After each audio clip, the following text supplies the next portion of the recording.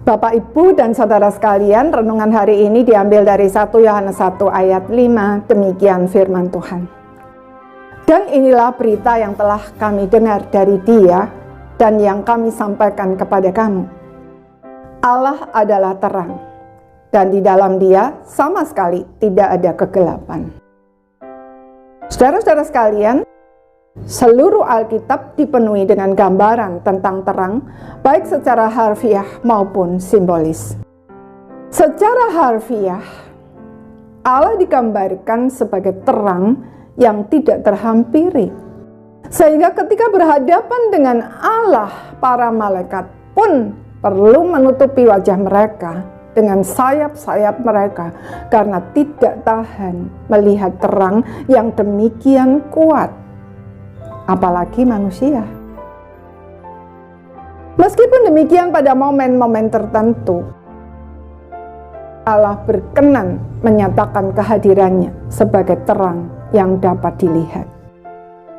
Kita membaca di dalam Alkitab, Allah menyatakan diri kepada Musa melalui belukar yang menyala, kepada bangsa Israel di padang gurun melalui tiang awan dan tiang api yang menuntun perjalanan mereka.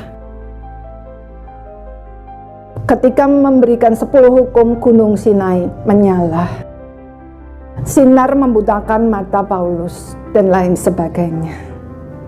Secara simbolis, Allah adalah terang, bermakna bahwa Dia adalah Allah yang Maha Kudus, berlawanan dengan iblis yang adalah kegelapan dan senantiasa membuahkan kejahatan. Dia juga adalah sang kebenaran sejati sebagai lawan dari kebodohan, karena kita dibutakan oleh dosa dan hawa nafsu daging. Itulah sebabnya orang yang hidup di dalam dosa dan hawa nafsu daging tidak mampu memahami kebenaran. Maka tidak mengherankan jika ada orang yang sekalipun fakta kebenaran sudah diperlihatkan dengan jelas di depan mata, mereka tetap tidak mengerti dan tetap menyangkalnya. Bukankah hari ini tidak sedikit orang yang masih berpihak kepada orang-orang yang jelas-jelas adalah pelaku kejahatan? Bahkan bersekongkol dengan mereka melawan orang-orang yang berani menyatakan kebenaran?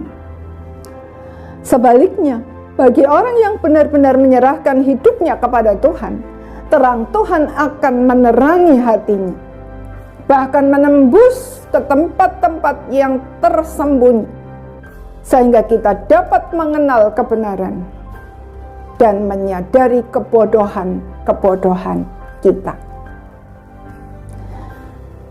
Memang sangat menyakitkan dan memalukan.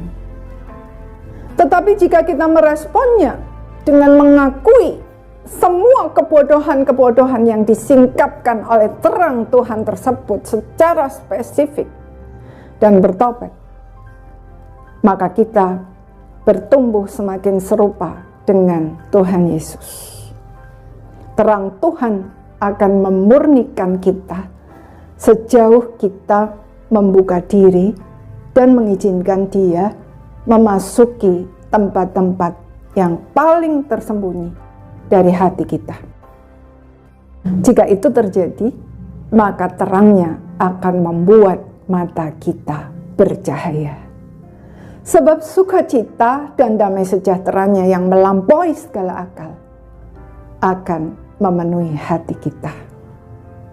Saudara, Tuhan sangat rindu hidup kita penuh damai dan sukacita. Tetapi maukah kita membuka diri seluas-luasnya untuk disinari terang Tuhan? Amin.